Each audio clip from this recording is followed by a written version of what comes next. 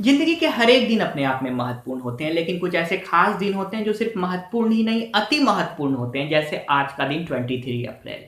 23 अप्रैल को international book day के रूप में हम सेलिब्रेट करते हैं। 1995 को इस चीज की शुरुआत हुई थी, आज ही के दिन, विलियम शेक्सपियर की याद में। पूरे विश्व में जितने भी बदलाव आए, जितने भी क्रांति आई, इसमें किताबों का बहुत बड़ा योगदान रहा। किताब सिर्फ क्रांति लेकर ही नहीं आई, वैचारिक क्रांति भी किताबों के द्वारा हुई, दार्शनिक भावों की अभिव्यक्ति भी किताबों के द्वारा हुई। जियो और जीने दो की प्रेरणा का सूत्रपात किताबों के द्वारा ही हुआ। चाहे वो कोई भी बुक हो, चाहे वो गीता हो, चाहे वो बाइबल हो, आदि ग्रंथ हो, किसी भी तरह की हॉली और नॉन हॉली बुक हो, प्रेरणा, कुछ ना कुछ प्रेरणा देकर ही जाती है हमारी किताबें। हम अगर भारत की क्रांति के बारे में बात करें, भारत की क्रांति में गांधी जी, नेहरू जी, हमारे सरदार भगत सिंह जी का बहुत बड़ा योगदान रहा। इन सभी के जिंदगी में एक कॉमन फैक्टर बनकर आया। वो कॉमन फैक्टर क्या था? किताबें। गांधी जी ने अपने ऑटोबायोग्राफी में लिखा कि जब वो साउथ अफ्रीका में थे, उस टाइम उन्होंने कार्ल मार्क्स की किताबों को पढ़ा, उन्होंने मेजनी को पढ़ा। उन्होंने देखा कि अगर फ्रांस में क्रांति आ सकती है, फ्रांस में इतना बड़ा बदलाव हो सकता है, तो क्या ये बदलाव हिंदुस्तान में नहीं आ सकता? अगर इटली में ये बदलाव आ सकता है, तो क्या हिंदुस्तान में जो ये गुलामी चल रही है, क्या हम हिंदुस्तान को क्या आजादी नहीं दिला सकते?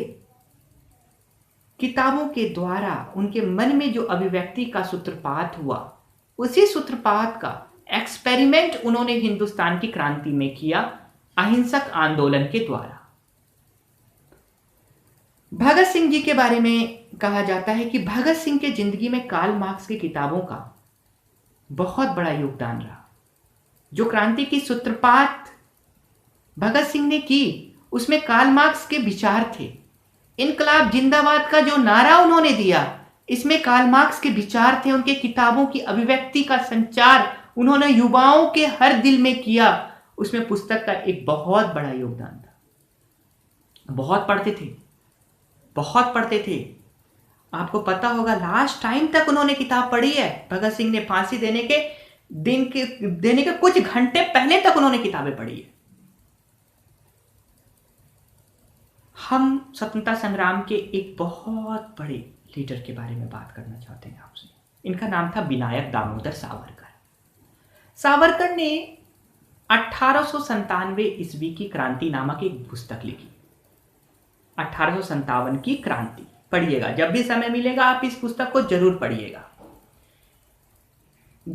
जब अंग्रेज ने 1857 ईस्वी को जब क्रांति हुई थी, इसको वो विद्रोह के नाम से इसको बुलाते थे कि 1857 को विद्रोह किया भारतीयों ने।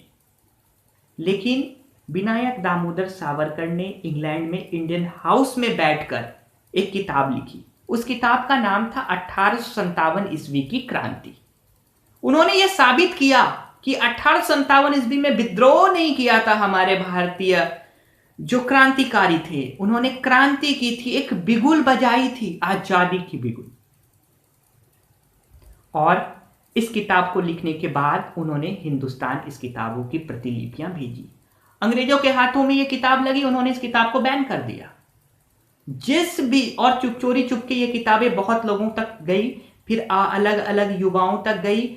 आपको मैं ये बता दूं कि 1857 ईस्वी की क्रांति, ये पुस्तक क्रांतिकारियों के लिए बाइबल थी, गीता थी।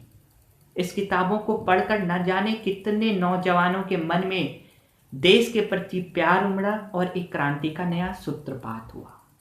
क्यूबा के क्रांतिकारी चे गेरवा के बारे में आज आपको मैं बताता हूं। चे गेरवा मात्र 18-19 सालों की उम्र में 3000 से ज्यादा किताबें उन्होंने पढ़ ली थी, और इस किताबों के प्रेरणा से ही उन्होंने क्यूबा में क्रांति लाने में सफलता पाई।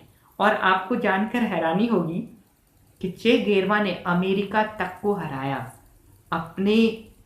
अपने किसके बल पर? अपने किताब की शक्ति, अपने थॉट के बल पर अमेरिका को डिफीट कर दिया, हरा दिया। हिटलर को पूरा विश्व तानाशाह के नाम से जानता है, लेकिन उनमें एक बहुत अच्छी क्वालिटी थी। उसने एक किताब लिखी, मेरा संघर्ष, माई स्ट्रगल, और जर्मन में आया मैन कैफ के नाम से। पूरे विश्व में ये किताब बड़े चाव से लोग पढ़ते हैं। उसमें हिटलर की पूरी बायोग्राफी है, और जर्मन के लिए ये किताब, जर्मन के उस समय के व्यक्तियों के लिए ये किताब तो बाइबल के समान थी। ये किताब उनके लिए वो बाइबल के समान थी, क्योंकि इसको पढ़कर कई युवाओं के मन में राष्ट्रभक्ति की भावना पैदा हो गई जर्मन में, और एक नए राष्ट्रीय धारा, एक नए राष्ट्रीय व्यापक विचारधारा का जो प्रादुर्भाव हुआ, उसमें किताब में हिटलर के इस किताब का बहुत बड़ा योगदान था। जब भी समय मिले जरूर पढ़िएगा मैन कैफ, मेरा संघर्ष, माई स्ट्रगल। तो दुनिया में जितनी भी क्रांति आई, जितने भी बदलाव आए, इनमें किताबों का देख लिया आपने कितना बड़ा रोल है। गीता लिखी गई, गीता बोली गई, उसके बाद उसको ड्राफ्टिंग किया गया। ये सिर्फ पुस्तक भर की नहीं, हॉली पुस्तक बनी, हॉली पुस्तक जो सिर्फ एक चीजों पर केंद्रित नहीं है, पूरे जिंदगी को जीने की कला बता देती है। जिंदगी जीने के पहले भी और जिंदगी जीने के बाद भी, ये सभी चीजों का एक ब्यौरा प्रस्तुत कर देती है हमारे सामने। दोस्तों, मैं आपको इतना ही कहूंगा, जब भी आपको समय मिले, जब भी आपको समय मिले, व्हाट्सएप से, फेसबुक से, तो आप किताब जरूर पढ़ें। घर बैठे आपको ये जानकर बड़ा आश्चर्य होगा, किताब हमारी इतनी अच्छी दोस्त होती है ना। आप घर बैठे पूरी दुनिया को एक्सप्लोर कर सकते हो with the help of book. नए नए दोस्त बना सकते हो आप किताब से, नए नए दार्शनिकों से आपकी दोस्ती होगी किताबों से।